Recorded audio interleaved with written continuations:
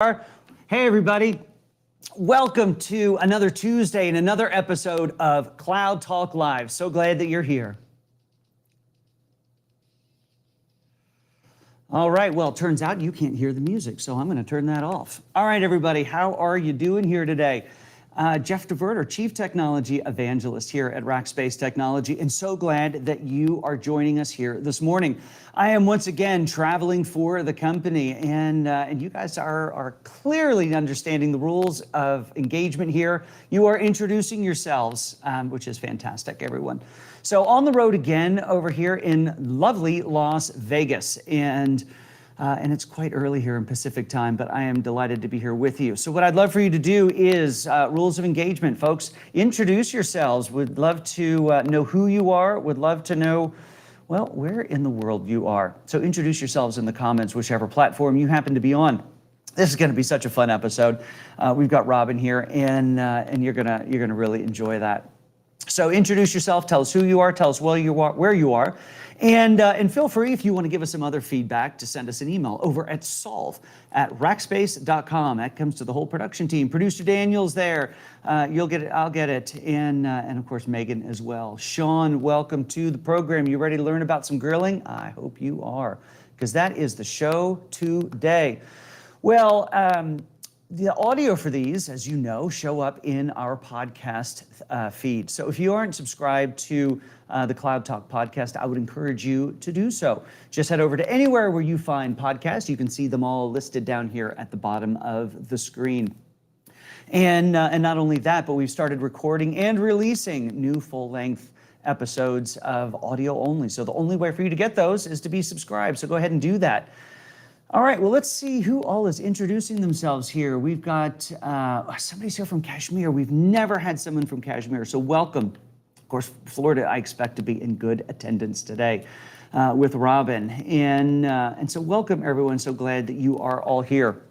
Now, as you know, this event, this live stream, tends to be always focused on technology. And regardless of the topic, that is how we like to make it lean. Now, here in the United States, we're heading towards Memorial Day.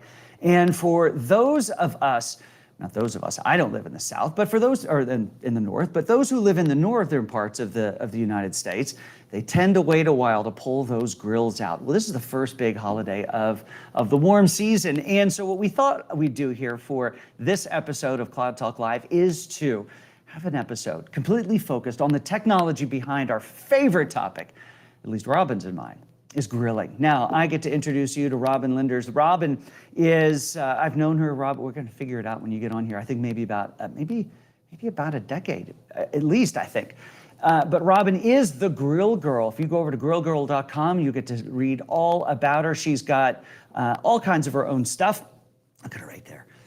Even her own magazine. So with that, let's get Robyn up on the stage and get this conversation started. Hi, Jeff. Robyn, welcome to Cloud Talk Live. Welcome from Florida. It's great to talk to everyone. And you know I have a background in tech too, so I love dorking out with all of you guys. So my two favorite subjects are grilling, and I can talk a little tech too, but now grilling and tech come together, which is very exciting. It is exciting, and your husband is deep in the whole tech world as well, now working for an AI company. Who isn't working for an AI company these days? Right? And who isn't writing content without ChatGPT? But I digress. I wonder who made your description for your event. I wonder if it was a combination of all those things. Well, thank you for taking time out to come and chat with us here on Cloud Talk Live. So glad that you're here. Well, thank you for having me. I think it's a fun topic as we're heading into Memorial Day. Like, I think in Florida, it's always grilling season for me, but for everyone else, it's not. So it's good to remind everyone, like, all the fun stuff that they can be doing on their grills and introduce you guys to all the neat stuff that's going on in the world of grilling, because it's not just gas, charcoal, pellet, flat top. There's all this new stuff coming out that's fun to learn about and play with, if you will. That's right. Well, before we get into the tech too deep, a couple of things I wanted to touch on, and this goes back to, I think, really where you and I got to know each other, is you don't have to have the biggest and fanciest grill ever. Really, you just need some flame, however you're going to create that. And remember, we did that. In fact, you let me write an article for the blog, because we at work, we were doing, what was it? We called it Fire Fridays. Once a month, we were actually grilling at work. And so we started this whole series of bringing even little grills and having some fun. So it doesn't take the fanciest of equipment, just some fire and whatever it is you want to cook. That's so true. That is how we met, Jeff. I was trying to figure it out. I was doing this like grill at work series, and I think that's how we met up, because I was like, that's when I lived in Miami at the time, and I was taking my little Weber Smoky Joe and like grilling random stuff outside the office, which was fun. You know, you see pictures of me, I'm out in a dress grilling, which was just like, why not, right? And why not? It's a fun workplace thing to do with, you know, why go out when you guys can grill together? So.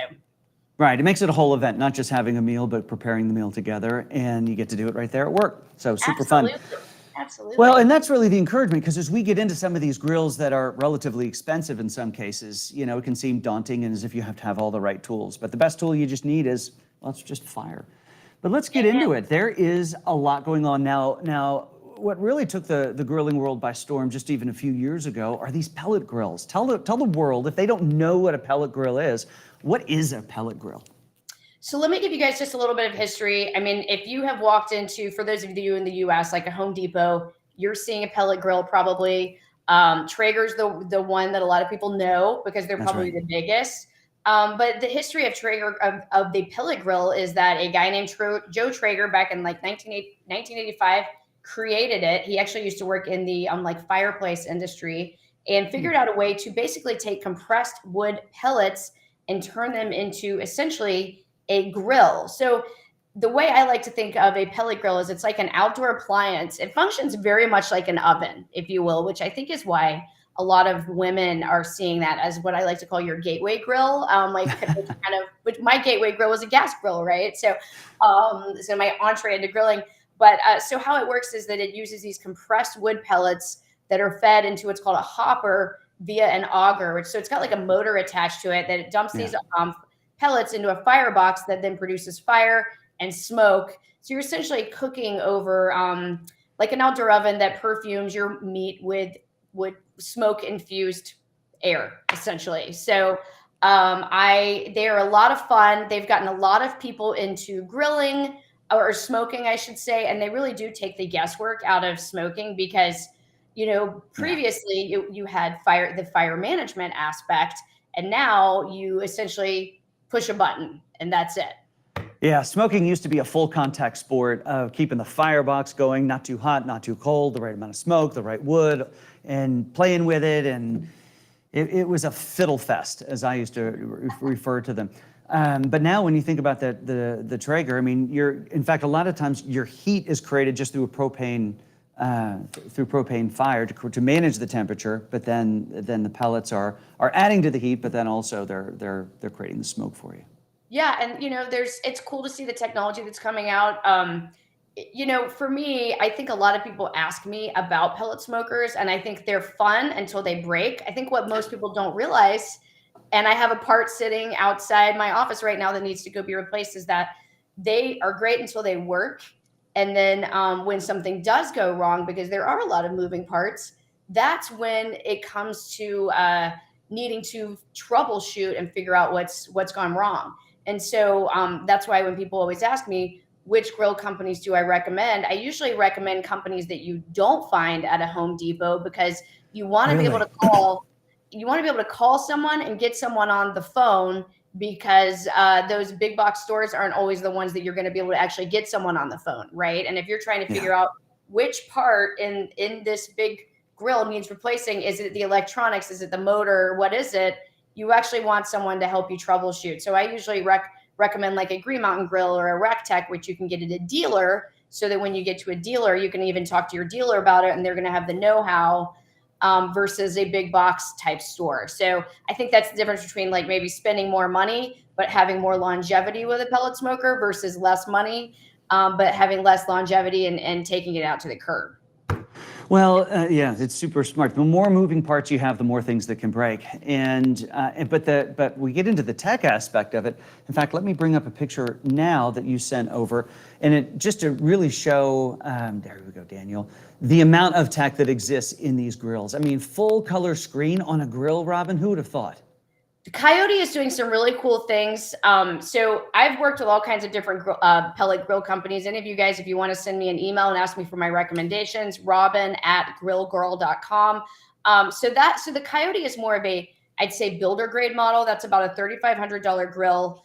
But what I love about what they're doing is that, this is the first pellet grill I've seen that can actually sear a steak. So it gets up to 700 degrees. So that's the thing with pellet smokers, is that they're really good at smoking, but really, like, let's say you want to sear a steak, it's hard. And for me, I want to see those char marks. I actually am That's right. in the world of pellet smokers that I've seen be able to do this. In fact, they've actually even allow you to go into a sear mode, a sear function. So, and I'll just back it up, like what I'll say. Usually, a lot of times, what you also see with a higher price point grill is that they have a higher quality of stainless steel and components, which means they're not going to rust out like your average. They're going to weather better. The pans aren't going to rust out as quick inside. All of exactly. So it is kind of very much like you pay for what you get, right? And so the beauty of this grill too is that I think this user interface, I also have a background in technology too. So a UI on a grill is very exciting. This is the first one I've actually seen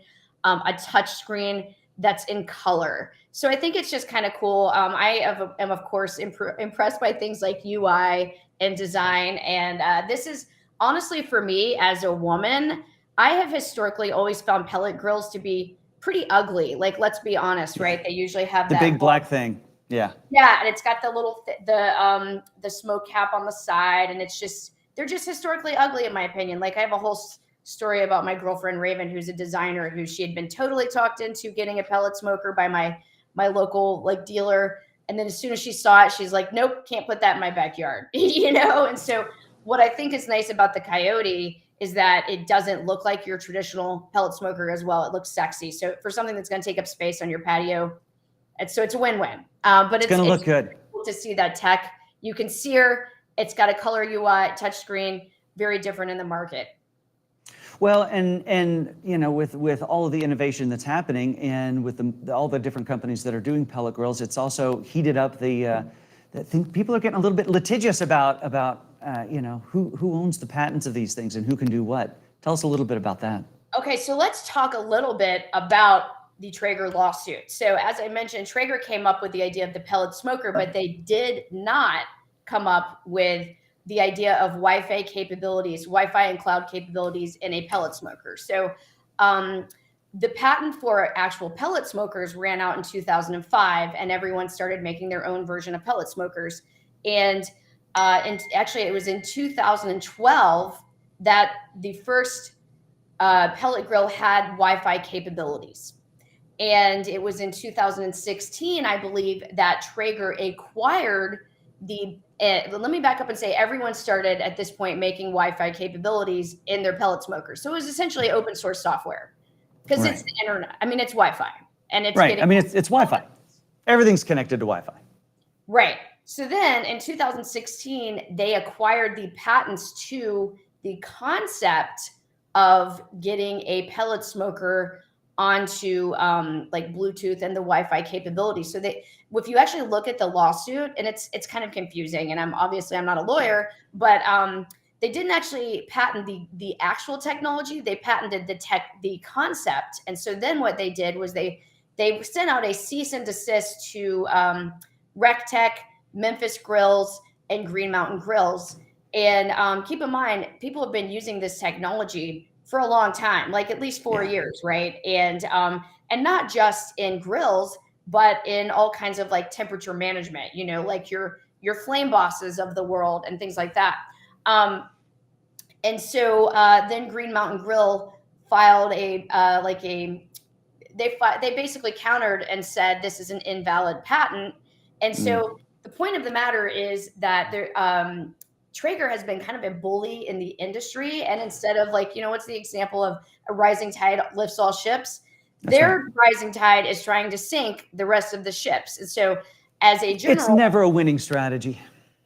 No. And it is kind of a loophole in the patent world, is that you don't actually have to create the technology. You just have to have a lot of lawyers who can grab the patents up and then enforce it. And this has been a very interesting case because like I mentioned, it's a service patent. So it's the service, but not the actual technology. Okay. And so, but they have primarily tried to put a few of these smaller pellet smoker companies out of business, just drowning them in lawsuit and legal bills. And so, as a general rule, when people say, "Should I get a Traeger?" I say no, because there's plenty of other. There are other options that aren't quite as bullyish. Yeah, and even going back to the point I said before, if you're going to get a pellet smoker, get a smaller one where when it does break, and it will, I can tell you, I would have $1 million right now if I had like $1 every time I've been outside in the hot Florida sun taking apart my pellet grill trying to figure out what's going wrong. But that's why you want to be able to call someone and get to the bottom of it quickly. Like, customer support is really a big deal. So like usually the ones I recommend are a Green Mountain Grill or a RecTech, for example, just because customer service is important in that type of grill. Well, and we talk about customer service and all aspects of it, and you pay for what you get for, and especially in something like this with a lot of moving parts that you don't tend to have to take apart every weekend. So it's not the kind of thing that you're going to be intimately familiar with. If you are, maybe you're doing something wrong. But I'm actually happy about the Traeger grills because there was a gentleman in my neighborhood who decided he didn't want by his fancy pool anymore. He didn't want his big green egg. He wanted a Traeger, so he sold his egg for a song, and that's how I got into my first egg. Wow! I got a large egg for $300. Wow, that's a with score. The stand. Oh, and I know. So if you guys don't know what Jeff is talking about, there is a grill, and it's basically a Kamado style grill. And so for those of you guys outside of the US, this may be really common for you, especially if you're in Asia, because the big green egg is based on like super old technology that was developed in China. It's basically a ceramic Kamado style grill, but they are amazing for grilling and smoking because the ceramic nature of a big green egg or a Kamado Joe, which I think we're going to talk about in a second.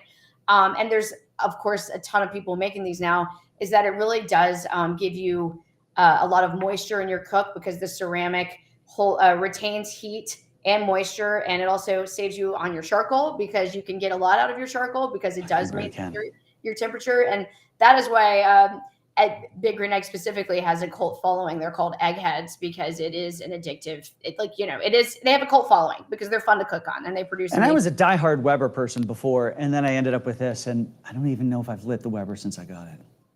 And so that speaks volumes, right? I mean, everything on the egg is amazing. And, and a Kamado Joe is like a direct competitor, and it's essentially the same grill, right? In fact, when people do an apples to apples comparison, you'll see that you actually get more things when you buy a Kamado Joe versus, egg, mite, laundry, like kind of nickel and dime you on those things. But I think the part of the egg that people really enjoy is that you're kind of buying into a community because they have egg fests everywhere. So let the machine learn your grill pattern and customize.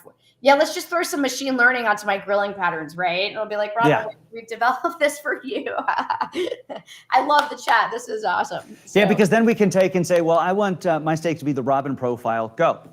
Right. I love it. It's so funny. Well, let's go into the Kamado Joe a little bit more because, when we think about these older style grills that weren't necessarily didn't have the tech baked into it, a traditional egg, a Weber kettle, you can buy retrofitted stuff to make that happen. But of course, all these things now come with a lot of it in there already. So let's talk Kamado Joe.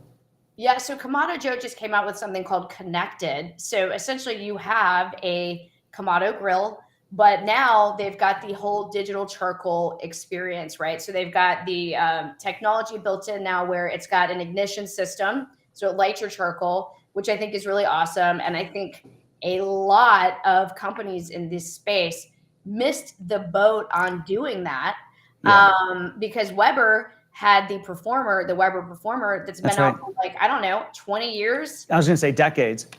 I met someone that worked in their like R&D department like this weekend because I was in a barbecue competition and I was like, you guys undermarket that grill. But I digress because it's great. So anyway, with the Connected, you've got the ignition, you've got basically a built-in Wi-Fi and digital controller, and you can even do things like obviously instead of having to hold that whole fire management aspect, now you can set the temp controls to say, put me at 400. It's got the fan attached. It's got all the stuff. And for those of you that really like to dork out and monitor your cooks, which a lot of people do, I know you guys, I see you. You can even track, right? You'll be like, oh, look, I had that temperature variation. That must have been when I hit the stall, or when the rain came in, or when I lifted the grill lid too many times, or whatever. That's right. But if you really want to have total precision and management, now you've got the merging of a Kamado grill and that technology. And so it's connected with a K, of course, but they just came out with that. And I think it's kind of cool to see the innovation in the market. Of course, some people might be like, I don't want any technology, just give me fire and charcoal. And I see you and I feel you, but people want it. Yeah, because that's one, I live in this tech world, but it's one of those areas where at first I thought, because my dad was doing it and he got, the external thing, and he's managing temperatures via Bluetooth, and I'm thinking that would be fun. But then sometimes I just like to stand by the grill and cook. And drink a beer.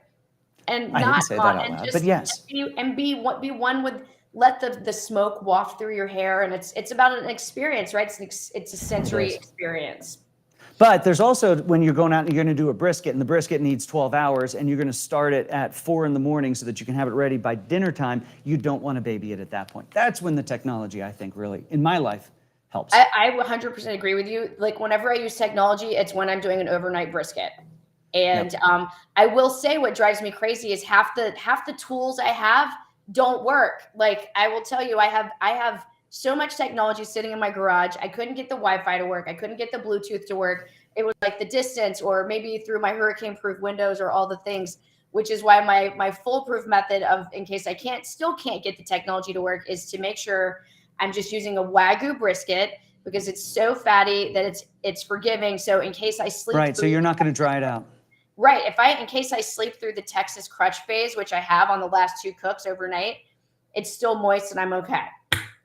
Awesome. Speaking of tech that will never let you down, let's take a look at this little number right here. So look at that. You even have your own instant read digital thermometer, Robyn.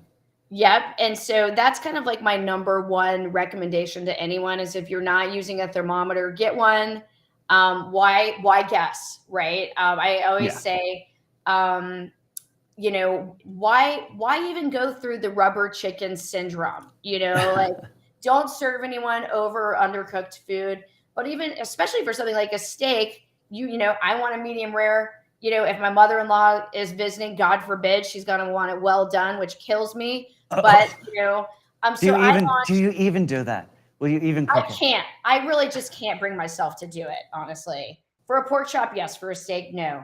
Right. But if you have, so I just did a limited edition. I did a small batch of these. And I've got one. Thank you for your support. It's teal. And so it gives you like a 3-second reading, temperature read. It'll sit on your refrigerator. It's got a magnet. It turns off when you're not using it to save the battery life. And so it's just going to take the guesswork out for you. And these are like $29. It's easy. Like, save your cook, and especially with the price of all food, but meat, if you're going to buy yourself a nice steak, don't mess it up. Don't mess it up. Yeah. And even if you're one of those, unflock a steak, if you see what I'm saying. You can always undercook it, but you can never take it back off. You can never take it back. You can't unring the bell. Even if you're going to be one of those that is, I don't want any tech near my grilling. I want to be out there and experience it and be one with the fire. Still get an instant read digital thermometer for all the reasons that Robyn just said. You have to, because don't mess it up. Like, you're spending your time, like, make your time worthwhile. And that's like, now some people will say, oh, I can use they do the temperature by the feeling on their hands. Oh yeah. The thumb. Yeah. I don't trust myself to do that. And especially if I've had a couple of beers. So, I always struggle when to use the thermometer. Any best practice is always use the thermometer. If you're doing any meat, use it. Like, the only time I don't use a thermometer is something like shrimp, because once it turns pink, I know I'm done. Right. But like, this thermometer is your friend, and not just on the grill, like in the kitchen, especially chicken 165. I think a lot of people will end up overcooking their chicken just to make sure it's just done. To be safe. And then they've got this dry shoe leather. Does it work in Celsius? It does work in Celsius, so you should be good to go. You can flip it for whatever you need. And then where I do they find these? How does somebody get one of your? just go to grillgirl.com. I'm selling them on my website. There we go. Head over to grillgirl.com. Now, let's unpack that name a little bit. Why Grill Girl? And what is this mission that you're on to help make it not just a bunch of guys who stand by the grill? Right. It is a sausage fest. You know, I came from the world of software. That was a sausage fest. I got into grilling. That's a sausage fest too. But long story short, I have always loved to cook. I'm from the South in the US, and we love our food, right? And then one night, honestly, I went to go use my husband's grill, and I pretty much singed my eyebrows off, and I was like, I cannot believe that just happened. And then, as I mentioned, my gateway grill, I got a Weber Genesis for him, and I, out of practicality, started using it all the time. And then that was around the time that I started a blog. People don't realize I have a journalism degree, so I'd always been a writer in some form or fashion. And this was the early days of blogging, and the grillgirl.com evolved really into a recipe site. And in that time, I wrote a cookbook and launched a rub and started doing barbecue competitions with my dad and all these things. And so at the heart of it, though, I realized that, you know, women aren't grilling. Yep, there's my rub. And it's if you love like citrus flavors, then my rub is for you. And it is also a margarita rimmer too. And so it's actually complements everything: chicken, fish, even steak. It adds kind of an Asian profile. It's got a kaffir lime, granulated honey, coriander, and Himalayan salt base. So it's very different in the world of rubs. Because I'm different. I like to break the mold. So my other thing is I really am trying to empower more women to learn to grill. I rebooted my women's grilling clinic.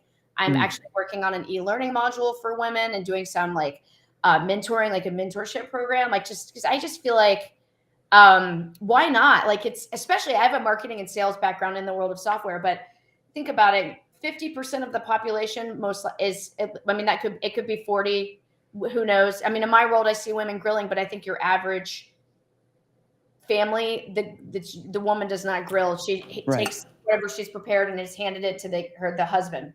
And what a missed opportunity for having fun and being outside with your family. And also, most people don't realize this. When you are grilling, if you do it the right way, you are creating less dishes. 100%. And that's a major bonus to me. Less dishes is a good thing. I don't like doing dishes. That is like my other job is like a professional dishwasher, because I'm always developing recipes, right? So, so I am really trying to focus more on women with the women's grilling clinics and just making it approachable to everyone, because people don't even realize I'm not even 5'1", I'm 5'3", right? I am a total pipsqueak. If I can do it, anybody can do it. Anyone can do it. Well, Robyn, thank you so much for being on the program today. I feel like we could talk for a while. In fact, one of the things we missed was to talk about your favorite recipes for this upcoming holiday. But if so, folks, just head over to grillgirl.com. There's a whole recipe section, so go check all of those out.